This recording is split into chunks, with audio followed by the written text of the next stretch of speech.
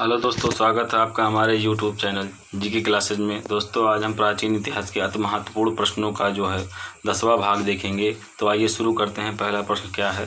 पहला प्रश्न है, प्रथम बौद्ध संगीत कब हुआ? तो प्रथम बौद्ध संगीत जो है 483 ईसा पूर्व हुआ। दूसरा प्रश्न है, प्रथम बौद्ध संगीत कहाँ हुआ? तो प्रथम बौद्ध संगीत जो है ये राजगृह में हुआ।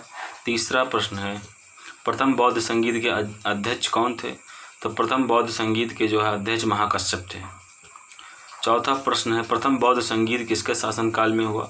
तो प्रथम बौद्ध संगीत जो है ये अजातशत्रु के शासनकाल में हुआ।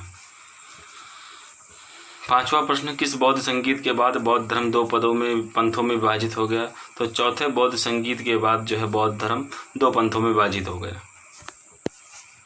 छठा प्रश्न, बौद्ध धर्म के किस संप्रदाय के लोगों का आदर्श वाक्य जो है बोधिसत्व है? तो महायान संप्रदाय के लोगों का आदर्श वाक्य जो है बोधिसत्व है। सातवां प्रश्न है, बौद्ध धर्म के किस संप्रदाय के लोगों का आदर्श अरहत पद प्राप्त करना है? तो बौद्ध धर्म के हीनयान संप्रदाय के लोगों का आदर्श अरहत पद प्राप्त करना है। आठवां प्रश्न है, द्वितीय बौद्ध संगीत कब हुआ? तो द्वितीय बौद्ध संगीत जो है 383 ईसा पूर्व हुआ। नौवां प्रश्न है, द्वितीय बौद्ध संगीत कहाँ हुआ? तो द्वितीय बौद्ध संगीत जो है ये वैशाली में हुआ। 10वां प्रश्न है, द्वितीय बौद्ध संगीत के अध्यक्ष कौन थे? तो द्वितीय बौद्ध संगीत के अध्यक्ष जो है सबकामी थे, या कहीं कहीं किताबों में इनको जो है सबकामीर देखने को मिलता है नाम। 11वां प्रश्न, द्वितीय बौद्ध संगीत किसके शासनकाल में हुआ? तो द्वितीय बौद्ध संगीत जो है ये काल अशोक के शासनकाल में हुआ।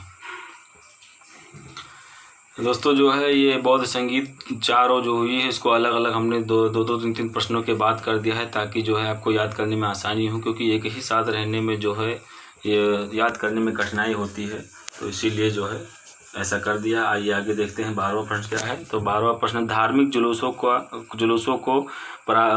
का प्रारंभ किस धर्म के द्वारा हुआ? तो धार्मिक जुलूसों का प्रारंभ जो है बौद्ध धर्म के द्वारा हुआ।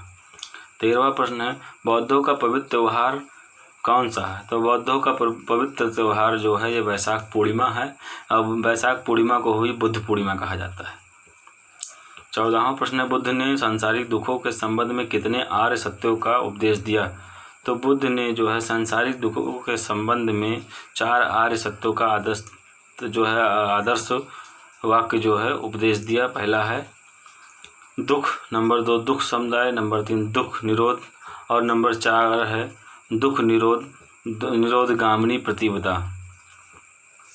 5वां प्रश्न, सांसारिक दुखों से मुक्त के लिए बुद्ध ने कितने मार्गों की बात की है? तो सांसारिक दुखों से मुक्त के लिए बुद्ध ने अष्टांगिक मार्ग या 8 मार्गों की बात की है। 16वां प्रश्न है, बुद्ध के अनुसार किसका पालन करने के उपरांत मनुष्यों की भाव तृष्णा नष्ट हो जाती है? तो बुद्ध के अनुसार अष्टांगिक मार्गों के पालन से मनुष्यों की भाव तृष्णा नष्ट हो जाती है। 17वां प्रश्न है, बौद्ध धर्म का परम लक्ष्य क्या है? बौद्ध धर्म का परम लक्ष्य जो है निर्वाण को प्राप्त करना है। 18वां प्रश्न, बौद्ध और जैन धर्म में क्या समानताएं हैं? तो बौद्ध और जैन धर्म में जो है अनीश्वरवादी होना यही एक समानता है। 19वां प्रश्न, जातक कथाओं में क्या प्रदर्शित होता है? तो जातक कथाओं में जो है बोधिसत्व का अवतार मनुष्य और जानवर के रूप में भी हो सकता है, यही प्रदर्शित होता है। 20वां प्रश्न, बुद्ध की प्रथम मूर्ति संभवतः मथुरा काल की शैली के अंतर्गत निर्मित थी।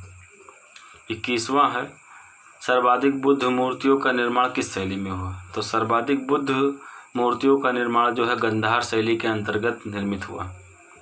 22वां प्रश्न है, गुरु पदम संभव या इनका नाम रिनपांच भी है, गुरु पदम संभव या रिनपांच कहाँ प्रचार करने गए थे? तो गुरु पदम संभव या रिनपांच ये तिब्बत, भूटान तथा अन्य पड़ोसी देशों में जो है प्रचार करने गए थे बौद्ध धर्म का। 23वां प्रश्न, तृतीय बौद्ध संगीत कब हुआ? तो तृतीय बौद्ध संगीत जो है 255 ईसा पूर्व हुआ। 24वां प्रश्न, तृतीय बौद्ध संगीत कहाँ हुआ? तो तृतीय बौद्ध संगीत जो है पाटलिपुत्र में हुआ। 25वां प्रश्न है, तृतीय बौद्ध संगीत के अध्यक्ष कौन थे? तो तृतीय बौद्ध संगीत के अध्यक्ष जो है ये मोगलीपुत्र तिस्स थे। 26वां प्रश्न, तृतीय बौद्ध संगीत किसके शासनकाल में हुआ? तो तृतीय बौद्ध संगीत जो है ये अशोक के शासनकाल में हुआ। दोस्तों इस प्रश्न में थोड़ा मिसप्रिंटिंग हो गया है, तो आप लोग इसको जो है कट करके लिख लीजिएगा कि 26वां प्रश्न क्या है। तो 26वां प्रश्न तृतीय बौद्ध जो है संगीत किसके शासनकाल में हुआ। तो तृतीय बौद्ध संगीत जो है ये अशोक के शासनकाल में हुआ। 27वां प्रश्न है बुद्ध ने किस मार्ग का उपदेश दिया है। तो बुद्ध ने जो है मध्यमा प्रतिपद मार्ग का उपदेश दिया है। 28वां प्रश्न है गुरुपद संभव का संबंध किस शाखा से है। तो गुरुपद संभव या रिनपांच का संबंध जो है वज्रयान शाखा से है। 29वां प्रश्न है हिमाचल प्रदेश के रेवालसर झील में किसकी 123 फीट ऊंची मूर्ति लगी है। तो ये जो हिमाचल प्रदेश के रेवालसर झील में 130 फीट ऊंची मूर्ति जो लगी है ये गुरु पद्म संभव या रिनपांच की लगी है। भिक्षुओं और गृहस्थ के लिए कितने शीलों का मानना अनिवार्य था। भिक्षुओं के लिए जो है 10 शील मानना अनिवार्य था और गृहस्थों के लिए 5 शील मानना अनिवार्य था। दोस्तों प्रश्न जो है कैसा लगा प्रश्नोत्तर आप कमेंट करके ज़रूर बताइए। और हमने जो है ये बौद्ध संगीतिया जो है अलग अलग इसलिए कर दिया है ताकि जो है आपको याद करने में आसानी हो, क्योंकि एक ही में जब रहता है तो याद करने में कठिनाई होती है, ऐसा मुझे लगा तो मैंने जो है इसको अलग अलग कर दिया है ताकि जो है वन लाइनर हो जाए और याद करने में आसानी रहे। तो आइए फिर से देखते हैं क्या है। पहला प्रश्न बौद्ध संगीत कब हुआ। प्रथम बौद्ध संगीत कब हुआ। तो प्रथम बौद्ध संगीत जो है 483 ईसा पूर्व हुआ। दूसरा प्रश्न है प्रथम बौद्ध संगीत कहाँ हुआ। तो प्रथम बौद्ध संगीत जो है यह राजगृह में हुआ। तीसरा प्रश्न है प्रथम बौद्ध संगीत के अध्यक्ष कौन थे। तो प्रथम बौद्ध संगीत के अध्यक्ष जो है महाकश्यप थे। चौथा प्रश्न है प्रथम बौद्ध संगीत किसके शासनकाल में हुआ। तो प्रथम बौद्ध संगीत जो है यह अजातशत्रु के शासनकाल में हुआ। पांचवा प्रश्न किस बौद्ध संगीत के बाद बौद्ध धर्म 2 पंथों में विभाजित हो गया। तो चौथे संगीत के बाद जो है बौद्ध धर्म 2 पंथों में विभाजित हो गया। छठा प्रश्न है बौद्ध धर्म के किस संप्रदाय के लोगों का आदर्शवाद बोधिसत्व है। तो बौद्ध धर्म के महायान संप्रदाय के लोगों का आदर्शवाद बोधिसत्व है। बौद्ध धर्म के किस संप्रदाय के लोगों का आदर्श जो है अरहत पद प्राप्त करना है। तो हीनयान संप्रदाय के लोगों का आदर्श जो है अरहत पद प्राप्त करना है। द्वितीय बौद्ध संगीत 8वां प्रश्न द्वितीय बौद्ध संगीत कब हुआ। तो द्वितीय बौद्ध संगीत जो है 383 ईसा पूर्व हुआ। 9वां प्रश्न द्वितीय बौद्ध संगीत कहाँ हुआ। तो द्वितीय बौद्ध संगीत जो है वैशाली में हुआ। 10वां प्रश्न है द्वितीय बौद्ध संगीत के अध्यक्ष कौन थे। तो द्वितीय बौद्ध संगीत के अध्यक्ष जो है ये सबकामी, या कहीं कहीं जो है आपको देखने को मिलेगा, कहीं कहीं किताबों में सबकामीर लिखा हुआ है नाम, तो कंफ्यूज ना हो दोनों में से जो है। तो पहले जो है ऑप्शन में अगर सबकामी दिया हुआ तो सबकामी पर ही टिक करेंगे। 11वां प्रश्न है द्वितीय बौद्ध संगीत किसके शासनकाल में हुआ। तो द्वितीय बौद्ध संगीत जो है ये काला अशोक के शासनकाल में हुआ। 12वां प्रश्न धार्मिक जुलूसों का आरंभ किस धर्म के द्वारा हुआ। तो बौद्ध धर्म के द्वारा जो है धार्मिक जुलूसों का आरंभ हुआ। 13वां प्रश्न है बौद्धों का पवित्र त्यौहार कौन सा है। तो बौद्धों का पवित्र त्यौहार जो है वैशाख पूर्णिमा है और इसे ही बुद्ध पूर्णिमा कहा जाता है। 14वां प्रश्न बुद्ध ने सांसारिक दुखों के संबंध में कितने आर्य सत्यों का उपदेश दिया। तो सांसारिक दुखों के संबंध में बुद्ध ने 4 आर्य सत्यों का उपदेश दिया। तो आइए देखते हैं क्या है। पहला है जो है दुख, नंबर 2 दुख समुदाय, और नंबर 3 दुख निरोध, नंबर 4 दुख निरोध गामिनी प्रतिपदा। 15वां प्रश्न है सांसारिक दुखों से मुक्त के लिए बुद्ध ने कितने मार्गों की बात कही। तो सांसारिक दुखों से मुक्त के लिए बुद्ध ने अष्टांगिक मार्गों की बात कही या 8 मार्गों की बात कही। 16वां प्रश्न है बुद्ध के अनुसार किसका पालन करने के उपरांत मनुष्यों की भाव तृष्णा नष्ट हो जाती है। तो बुद्ध के अनुसार अष्टांगिक मार्गों के पालन के उपरांत मनुष्यों की भाव तृष्णा नष्ट हो जाती है। 17वां प्रश्न है बौद्ध धर्म का परम लक्ष्य क्या है। तो बौद्ध धर्म का परम लक्ष्य जो है निर्वाण को प्राप्त करना है। 18वां प्रश्न है बौद्ध और जैन धर्म में क्या समानताएं हैं। तो बौद्ध और जैन धर्म में जो है अनीश्वरवादी होना समानताएं हैं। दोनों धर्मों में जो है अनीश्वरवादी है। 19वां प्रश्न जातक कथाओं से क्या प्रदर्शित होता है। तो जातक कथाओं से ये प्रदर्शित होता है कि बोधिसत्व का अवतार मनुष्य और जानवरों के रूप में भी हो सकता है। 20वां प्रश्न है बुद्ध की प्रथम मूर्ति संभवतः किस काल की बनी थी, किस काल में बनी थी। तो बुद्ध की प्रथम मूर्ति संभवतः जो है यह मथुरा कला शैली के अंतर्गत निर्मित है। 21वां प्रश्न, सर्वाधिक बुद्ध मूर्तियों का निर्माण किस शैली में हुआ है? तो सर्वाधिक बुद्ध मूर्तियों का निर्माण जो है गंधार कला शैली के अंतर्गत निर्मित हुआ है।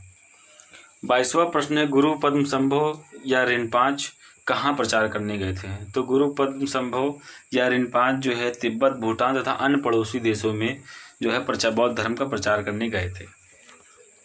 23वां प्रश्न है, तृतीय बौद्ध संगीत कब हुआ?